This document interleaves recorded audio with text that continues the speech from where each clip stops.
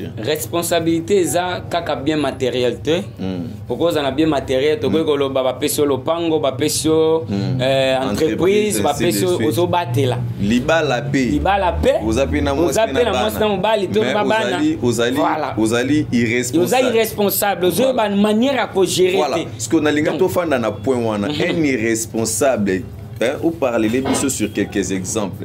Un responsable dans une famille na mutuazali irresponsable na kati ya famille. Toye baba ngondengeni. Voilà, merci. Wana to singa to zonga na makomi. Très bien. Et la kisabiso bisika otozo kende.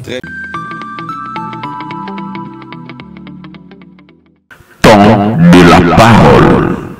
Donc c'est-à-dire que Christ est la tête de l'église. C'est-à-dire quoi? Moni mutu oyoyo. Ezali dépoté, ezali pot de fierté, mutu ozomonao. Donc nzamba tse mutu po réfléchir. Mais mutu na yo réfléchir sani. Tango za piaka o réfléchir sani. Webi ke na kutena ba jeune fille mo be na 24 na tuni chauffeur ba uti wa chauffeur si ngono te ba uti musala. Na bi musala nini bandeko ba uti. Donc, à ce qui n'a pas moi-même, j'ai compris quelqu'un qui s'est réveillé et puis Babilamba, j'ai pas moi mes coups. Automatiquement. Donc, une femme qui se respecte, hein, ba chaîne na makolo, ba chaîne na kingo comme le rôle en bois, tous comprendre les sous-soutés. Temps de la parole. Merci bien très chers amis fidèles internautes, vous nous suivez partout dans le monde en ce net moment sur www.trace RDC News, votre chaîne d'actualité chrétienne dont je reçois pour vous aujourd'hui le pasteur Franck Mangongo, donc de l'église CBFC, une très grande communauté ici dans la République démocratique du Congo. Le CBFC évolue dans la commune de Limete, quartier Kingabwa, avenue Leza numéro 16. Et c'est là où vous allez retrouver le pasteur Franck Mangongo qui est là avec nous sur ces plateaux. Et alors, devant vous, c'est l'évangéliste René Abiri de l'église Mei, mission évangélique d'intercession internationale ici dans Kinshasa, la capitale. Et alors, j'ai l'honneur et le plaisir de saluer Batutu Bota Labiso, monde entier, en Afrique, en Europe, en Asie, en Amérique, en Océanie, na Congo, awa bandeko Bota Labiso, na Goma, na Ruchuru, na Lubumbashi, na Maneno, ozali na Likasi, ozali na Brazzaville, na moni na Équateur, na Bandundu, na Bazuele, na Otuele. Donc émission na bino bolingara mingi temps de la parole yangoyo. Otolobaka toujours bosolo ou ya kapona kozongi sa mémoire ya batu.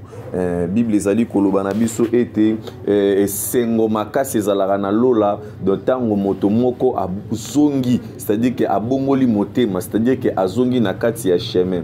Alors temps de la parole émission yango yo déjà to bandi. Alors tozonga na régie ba kopesa biso élément moko ya transition et après nous allons revenir sur notre émission pour faire entrer le pasteur Franck.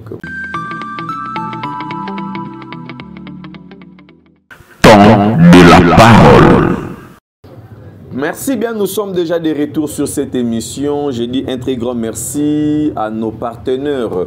Maman Céline Mujinga Wetu Yaba Céline depuis Bruxelles. Et sans oublier, ya Willy Moucheni Code Yamboka, papa social, donc Fondation Willy Moucheni, où ils allaient soutenir, ils allaient même dans l'église, ils ont soutenir les musiciens gospel, les artistes, ils allaient soutenir les orphelinats, les Makambozali et Belé. Et puis sans oublier la prophétesse Paola Schengen, Nakati à Londres, Mosakoli Paola, Bambote Belé à trop, Nazole la kaka mama Mimi Jeka. Donc ce qui est pas na bango matang silaki et pas nanga matanga na silité. Le pasteur Franck Mangongo, bonjour et bon dimanche. Bonjour. Bonjour, par la grâce de Dieu, on est là. Voilà, comment vous allez l'homme de Dieu? Oui, Dieu nous fait grâce, nous sommes juste venir ici sur ce plateau pour annoncer la bonne nouvelle de Jésus. Très bien, vraiment, vraiment. Comment se passe la communauté CBFC? Oui, notre communauté CBFC, Dieu nous fait grâce, on est là, tout se passe bien. Ok. Ah d'accord, je rappelle que ce n'est pas la première fois pour recevoir le pasteur Franck. Nous avons été avec lui et il y a aussi ma consoeur Rose Pongo ou à peut recevoir pour de divers sujets. Et alors aujourd'hui nous allons parler sur ce sujet qui est très important. Soyez un responsable dans tout ce que tu fais. Donc Zala, donc responsable. Donc Zala vraiment donc responsable na makambo nyonso oyo ozali ko sala. Et alors pasteur Franck, toujours parler sur ces thèmes et en évoluant ces sujets au monde ndenge. Voilà. Zala responsable na makambo nyonso ozosala. Très bien. Soyez un responsable dans tout ce que tu fais. C'est vraiment un thème important pour nous les chrétiens, les enfants de Dieu, pour propager une bonne message à la part du Seigneur et ainsi qu'à la part de nos familles quotidiennes que nous vivons chaque jour. Chaque jour. Voilà l'homme de Dieu. Et alors, puisque Balobara Moussel Nanzambe, tant tozomona Samuel a se déplacé à Keïna Mboka Moussousou pour nous couvrir David bataille balobi Mosako il se déplacera pas mbaté. Donc message sur que zali ko bima et bima rapé n'a pas mbaté. C'est que y a un eloko moko au constater il y a irrégularité, il y a irresponsabilité et na niveau ni pe na niveau ni o mekempe ko talisa na biso avant to kota na katsa ya mozindo ya sujet na biso. OK, merci Motonanzambe. Na remarqué irresponsabilité na ba famille na biso, irresponsabilité na ba société dont nous vivons, irresponsabilité même dans des petites tâches qu'on nous a données. Nous sommes tellement irresponsables et nous ne savons pas comment bien gérer ce qu'on nous a donné tant responsable. Voilà. C'est ce que nous voulons épingler sur ça. Voilà, l'homme de Dieu. Mais sinon, lorsque on parle de responsable, avant tout côté vraiment la carte sujet parce que c'est important. Oui, bon, t'as la biso na Italie et pas ya maman na biso Pierrette Nkoko depuis Italie. Alors ben pena peso pembote so na kutani na yo. Donc bazo mitu na mo mutu na mokobu. Donc responsabilité aux olobawana. Hein, puis nous parler sur la responsabilité qui doit être responsable. Pour nous, on est responsable par rapport à quoi? Par rapport à l'âge, par rapport à makambo o mutozali ko recevoir pour gérer dans la vie. OK, merci l'homme de Dieu. Tozolo de la responsabilité na makambo yo ba pesi biso lokola responsabilité, c'est-à-dire ba tâche tozui na kati ya misala. Toyikoloba même dans une société, on nous a confié la responsabilité. Dans nos familles telles que nous sommes, il y a des aînés, il y a aussi des cadets. Mais là où nous y sommes, nous avons une petite tâche de la responsabilité. Et tant que moi na souka, et tant que yaya, comment nous devons les gérer. C'est vraiment très important. Voilà. Exactement parce que ba pesio responsabilité gozala moi na liboso il faut négliger te peu nyoko la ba mesus non seulement poser responsabilité gozala chef na société songolo pakala nde ba subalterne na bazala manmene non être responsable pour aider les autres pour aider les autres dans tout ce que tu es en train de faire parce que après ça il y a aussi des causes ou des conséquences pour ne pas bien gérer ce que vous avez comme même. Voilà, merci beaucoup. Nous voulons vous écouter, pasteur Franck Mangongo. Vous pouvez vous expliquer concernant le thème et après nous allons revenir avec des questions ci-après. OK, merci. Notre thème c'est soyez un responsable dans tout ce que tu fais. Tu peux être responsable dans ta propre vie. Moto aza responsable na vie na ye. Moto muso ko tuna question abi mais pasteur azolobe makambo tali responsable. Moi aussi je suis responsable de mon corps. Bien sûr to boité oza responsable na nzoto na yo. Oza responsable parce que yo moko ozoka soin nzoto na yo. Mais yeba ke oza limité. et celui qui a la responsabilité ya yo moko te mais faut avoir responsabilité ya ba misusu ya moto lobi être responsable eza moto azo assumer ba tâche difficile ou soit ba tâche dure pour na ko sunga ba misusu wana nde to bengi responsable okoki ko gérer entreprise, une grande entreprise, on peut gérer famille, on peut foyer, on peut gérer business, moko bien entreprise, moko ba pesio, et tant que gérant. Mouta bota marana gérant sa zate. Moutou nyon soit responsable à quoi dépendre de la responsabilité au baro pesai. Alors ce que nous avons remarqué, aujourd'hui il y a plus de responsables. Excusez-moi les termes, mais tantôt plutôt. Parce que nous ne savons pas comment bien gérer nos responsabilités au Bapesibiso. Et que vous n'êtes pas en Zambé, et que vous n'êtes pas en parents, et que vous êtes dans la société, et que vous êtes si comme vous boye, batali waza sérieux to pese responsabilité. Alors ba ko pese responsabilité wana, mais ko yeba ko gérer ngo malamu te. Ozana ka juste pour na zamo konzi, na nyokola ba sibaterne. Lokwa na zu poste moko awa, ba wana toyoka na gate na ko sala bango boye. Or ce n'est pas ça. Si tu es responsable pour assumer aussi la responsabilité des autres ainsi que de les autres. Voilà, merci beaucoup l'homme de Dieu. Et d'après Kolandayo, ceux qui sont responsables, puisque aussi mingi point ya gonyoko là-bas. Par exemple, vous allez chef na 4 entreprises, nous sommes responsables. Par exemple, il y a environnement, peut-être il y a propriété, peut-être il y a documents, peut-être ainsi de suite. Et que moussa les autres la bienté. Ce qu'on reprocher moutou pas en ordre, ils allaient responsabilité, tous les responsabilités. Pour reprocher, ils ont dengue moussou suna ko maltraité.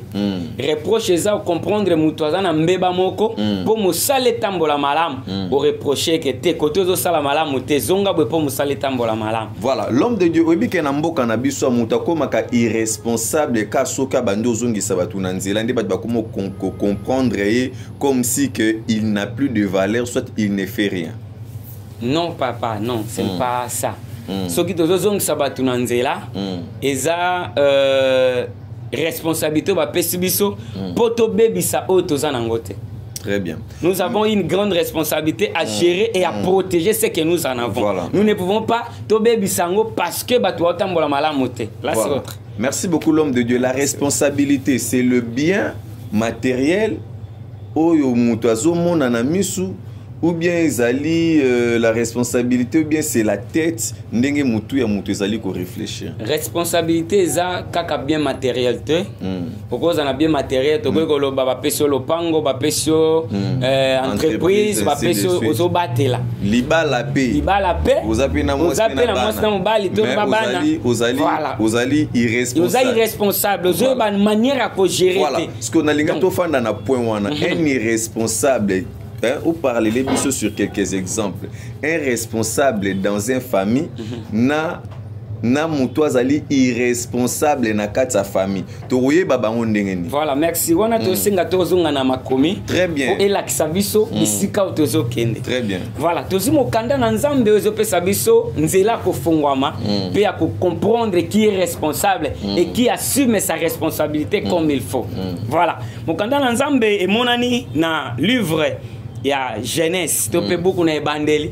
Genèse chapitre 21 des versets 9 à 10. Bisika wana toke kokuta masolezo fo comment les responsables est en train de gérer sa foyer entre guillemets famille. Nde bisiko tozu na Genèse chapitre 21 verset 9 à 10, nous autant kaka 10e verset. Bible zolo bana biso bwe. Et elle a dit à Abraham, chassez cette servante et son fils, car le fils de cette servante n'hériteront pas avec mon fils Isaac. Or, ce que l'on solo ne bandeli, pour comprendre malamu que Sarah muto alukaki makambo nyos. Sarah approché mobile na Abraham. Akekolo banaye Abraham. Tozo botate pendant plusieurs années. Mais esengi na biso tozwa mwana. Lokola tozo botate esengi na biso tozwa esclave, tozwa servante na biso to bengi na kombo ya Agar, paye wana abota na yo, c'est-à-dire bobota na ye. Comme ça tozwa ta mwana, wako ko pesa biso valeur, wako ko tia biso mulunge na ndaku, wako ko buka basani. Et son mari n'est pas hésité, mobile a hésité à quitter, tout à coup, abimina agar, pe azui mwana. Mwana na bango liboso, azana kombo ya Ismaël. Or, Ismaël, Bible zolo banabiso, Dieu a attendu. Dieu a accepté leur complot. Dieu a accepté ce qu'ils ont dit étant que des humains. Na complot na bango, na proposition na bango, Dieu a attendu. C'est ça le nom de Ismaël. Bazui mwana wa mobile Ismaël, aza mwana biologique ya Abraham. Mais laisse-moi te dire, tango mono abandi kokola. Bible solo banabiso, Sarah sepeli lisusu te komona Agar na Ismaël. Pe akoyambango epai na tata na ye, oyo azali Abraham azolo banaye, mon mari, ndenge to vandi awa na moni lokola Agar abandi ko sala malamu te. Abandi ko luka se comparer na ngai. Alors, mwana na ye Ismaël aza même pas na droit ya ko bénéficier héritage oyo Isaac a besoin. Nde bisike créer problème ango. Étant responsable, après ko gérer ango bongo te. Laisse-moi te dire, et ça lelo na bato ebele, baza ba irresponsable. Alati pantalon abengami, mobali to pe responsable dans la famille na ye, mais aza géré par sa femme. C'est là irresponsabilité bimi. Pourquoi? Parce que mobali akoyi kotika la mobile azoye ba malamu ke Ismaël aza mwana na ngai Isaac pe aza mwana na ngai mais tangu Sarah zolo bana bengana Agar na Ismaël aza makila na nga bako kende wapi et lokola mobile abi ko gérer ba responsabilité na été et il a accepté pe ba bengani Agar na Ismaël. Bible zolo bana biso lokola nzamba zalaki na babilaka et pas ya Ismaël et c'est comme preuve soki Ismaël akufaki mbelelelo tozana ba musulman te ba bimi na grâce ya Ismaël ba musulman oui bien bazali ba origine ya Ismaël bangonde ba bimi wana c'est-à-dire que par là lingolo ba ke ba musulman bazali bana ya elakate non bango baza ba oyo ba bimi na Ismaël mais moi na elaka ezalaki Isaac docteur ba ke bango ba bimi na irresponsable na voie moko illégal voilà voilà parce que nzamba azalaki na besoin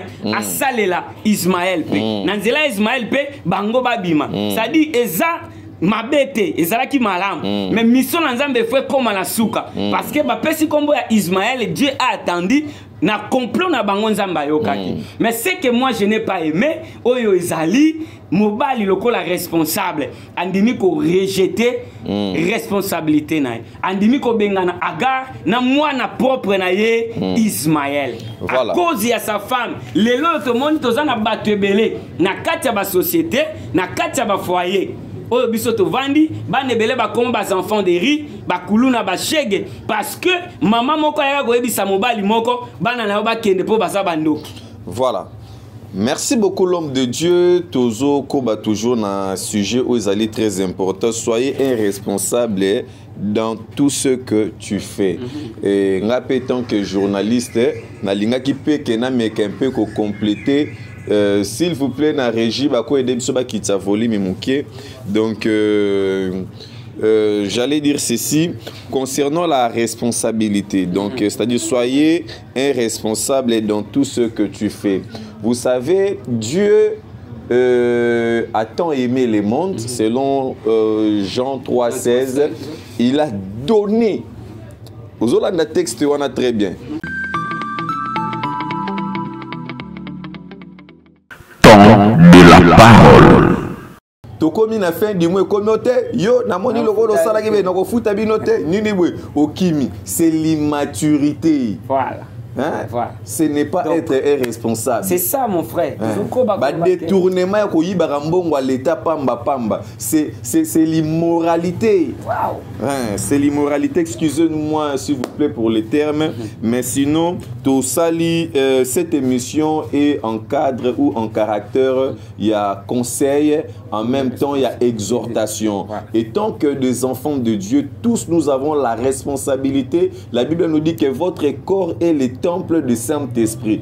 tout chrétien a la responsabilité de bien protéger son corps. Donc, oyo azali ko détruire corps naye, c'est-à-dire qu'azali ko sala mal na ko, azali ko attrister le Saint-Esprit. Donc voilà pourquoi nous ne sommes pas bénis. Tozo sambela makambo parce que on ne comprend pas la responsabilité que le Seigneur nous a donnée. Vous avez été baptisés et Dieu vous fait confiance. Il vous accorde les dons, il vous accorde sa grâce, il vous accorde aussi la mission et la responsabilité à gérer, peut-être à prophétiser, à sambela ba malade. Ozuli kaboana, okomi ko bimana wana basi abatu. Ozuli kaboana, okomi ko escroquer nango batu na ba offrande na ba ainsi de suite ba barambe bele bele. C'est anormal. C'est anormal. C'est anormal. La Bible déclare Christ est la tête de l'église. Et biso tozali ba membre ya corps ya Jésus-Christ. C'est ça l'homme de Dieu. Oui, hein? L'homme de Dieu donc tozo partagé en gros. Donc ça veut dire que Christ est la tête de l'église. C'est-à-dire quoi? Moni mutu oyoyo. Ezali dépoté, ezali po de fierté. Mutu ozo monao. Donc nzamba tse mutu po réfléchir. Mais mutu na yo réfléchir sani. Tango za piaka o réfléchir sani. Oui, bien que na koute na ba jeune fille mo be na 24 na tuni chauffeur ba uti chauffeur si mo noté ba uti musala. Na bi musala nini bandeko ba uti. Donc à ce qui n'a pas moi-même j'ai compris quelqu'un qui se réveille et puis ba bilamba ba j'ai pas moi mi couse donc indiquer musala ba uti automatiquement. Donc une femme qui se respecte hein ba chaîne na makolo ba chaîne na kingo comme le rôle en bois tozo comprendre les sous-soutés. Soyons des responsables. Zala responsable. Olingi ba confier au maramba minene. Bible zolo ba celui qui est fidèle dans des petites choses laissera aussi dans des grandes choses. Oui, c'est ça. C'est ça la Bible qui nous dit. Vraiment l'homme de Dieu tu as commis vraiment presque à la fin sur ces sujets. N'habitez Soko Bakisa quelque chose là-dessus. Potokota. Oui. Na deuxième merci. Tulinko Bakisa pour nous clôturer. Très bien. La sur Juge chapitre 11, verset 1er à 2. Deuxième chapitre, deuxième verset, la femme de Gadar lui affronta des fils qui devenirent grands, chasseront Jephthé et lui dirent: tu n'hériterais pas dans la maison de notre père, car tu es fils d'une autre femme. Bandeko, tozolo bela makambo tali responsabilité. Lelo papa zate mama zate atikela bino héritage. Atikela bino responsabilité moko bozo gérer. Mais bino bomoni bakabandeko na bino bakomi mabe. Basabana maman mususu bien sûr. Ezali kambo na bino teza makambo ya famille. Lelo moni ba mapango kabwane tekami na gishasa en désordre parce que bana ya mama X bazana posa ba capare nango bana mama Y to habite biso pe tozana part nini tokoye ko sala photo kabolango parce que tozangi bolingo tozangi ko gérer o ezali héritage ya famille bandeko yo na absence ya papa na bango bake ko benga na Jephthé balobi yo ko bénéficier te na héritage na biso parce que oza mwana makango obimi na mama mususu ozana droit ko bénéficier te. Or, bayayana bakoye ko gérer ndeko na bango étant responsable ko batela wezali libula tope héritage ya famille na bango. Mais un jour bitumbe kota ki na mboka na bango, bien aimé, laisse-moi te dire, tango babwaka kayo, tango babwaki sakayo, ozalaka toujours na parte na ba bien ya famille ba mona yo lokolo za négligé. Laisse-moi te dire lobi ba koluka yo ba ko na posa na yo na likambo songolo pakala po porter secours na vie na bango. Jephthé il était abandonné, rejeté ba benge mona makango mais mokolo bitumbe kota ki na mboka na bango mokolo guerre kota ki na mboka na bango ba mona ki muta makasi azala kité bakima kimba on pas Jephthé ba lobi ndeko na biso okoye ko sunga biso na likambo yaka obundela biso pe mboka na biso kota na kimia. Je vais bien comprendre l'importance nanga lelo. Laisse-moi te dire, lelo za rejeté, yo zolanda biso, lobi bato ba comprendre l'importance na yo. Lobi bato ba ko luka yo, pe ba ba bo ki saka bango lelo. Lobi nde ba komba ka ba grand, lobi nde ba komba ka bato minene, lobi nde nzamba tombolaka. Yo za rejeté lelo zo yo kangai. Laisse-moi te dire, nzamba ko tombola yo lobi. Aujourd'hui tu es humilié, mais demain Dieu va te relever, Dieu va te faire grand. Ba luki jefte aye, alobi pona bunda. Bondi mato yo kana. Bondi magotia ngai mokonzi soki na longi bitumba oyo banguna bazo déranger biso tangu na koyana zala mokonzi ya mboka mobimba. Et Jephthé il était roi. Après ko bunda sololi na nzambe akomaki mokonzi. Laisse-moi te dire tangu bandekone ba bengana kié bazalaki na une petite portion. O ba mona ki peut-être za lopango za peut-être TV za peut-être radio. Mais tangu Jephthé ayaki abundi bitumba komaki grand. Aza mokonzi ya mboka mobimba. Laisse-moi te dire, tango akoye mokonzi ya mboka, akoye ko zangani papa. Et le côté, akoye ko lenga na lopango bobengana kiete. Akoye ko gérer bino. Azui responsable ya mboka mobimba. Parce qu'il y a botamaki na kozala gérant to responsable. Laisse-moi te dire là où tu es. Na linga bengo ka ozala responsable. Très bien. Ba acte ozo poser lelo. Okomisi bana ndeko na lokola bana mbanda. Comme si bana mbanda lokola ba mbanda na yo ozo benga na bango na ndako même à 20h 21h 22h mais laisse-moi te dire lobi nzamba ko sale la bango tam soko ya ko lu komi kitala makuna na bango. Et pour clôturer ça na bande ko belé na ba papa belé ba salaka ba responsable ba gérer ka mabota ba gérer ka ba entreprise mais lokola ba gérer ka malamu te lelo ko le kananzelo kuta papa lala na balabala akomi ko senga tuna histoire vie na ye ako relateur binonga pe na zalaka mutu mais manque de gérance manque de responsabilité à se retrouver quelque part. Zala responsable pour tenzamba pambola yo pe pambola descendance na yo. Voilà, merci beaucoup. Donc quand l'homme de Dieu le but komi déjà na suka ebele ba perda ba responsabilité à cause ya makambu ebele. Dieu donne, Nzamba pesaka. Même na mutaliboma alala ranzalate. Si toko mabuto romona Nzamba rosaleka grâce. Puisque Nzamba za batu nyonso na bandoki na banganga na banzete bia batu nyonso. Yo mona déjà ndekalali nzala. Do yo pe orolala nzalate. Donc confiance ka mobele na Nzambe, tous à la ba responsable et faiblesse kozanga. Et quand tu sais non à quatre désordre était. Donc même ici, bah, moment difficile les alliés quoi arriver et kozanga mbongo et pekisyote que oza la responsable. Kozanga mituka et pekisyote que oza la responsable. Oko oza no penelo côté mais tu es responsable. La responsabilité ça se sent, ça se voit. Et à partir de là, d'abord c'est intérieur, ce qui est bimi est commis physique et matériel. Donc c'est l'intérieur qui produit le matériel ne bendaka. Donc ça a toujours la confiance dans Zambé, peu importe quand ndenge na uti koloba. Ah ouais, j'aime beaucoup mon père qui est déjà décédé. Peu importe tout ce qu'on vivait dans la vie, la souffrance et tout, des fois on partageait le pain avec notre papa, mais cela ne lui a jamais rabaissé. Il nous a toujours dit, mes enfants, naboti binote pour Sunganga. Il a toujours tenu ses responsabilités jusqu'à la dernière jour de sa mort.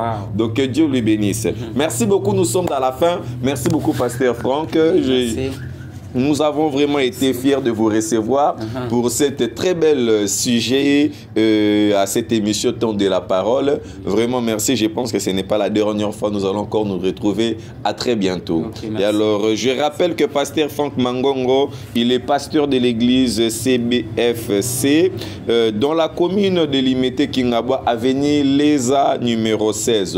Pour contacter le pasteur Franck Mangongo, et plus 243 82 23 61 340. Donc je répète, plus 243 Nena Kishasa Tolobaraya Willy Moucheni. Donc 82 23 61 340. Donc pasteur, vous avez une administration qui répond à ta place ou bien c'est vous-même qui répond? C'est vous-même qui répond à la place. Voilà, merci beaucoup. Il est là disponible pour recevoir tous vos appels, besoin des conseils, des orientations pastorales et prophétiques. Le pasteur Franck Mangongo est là avec nous. Voilà. Merci beaucoup, très chers amis fidèles internautes. Quant à moi, on se retrouve au prochain numéro. Merci.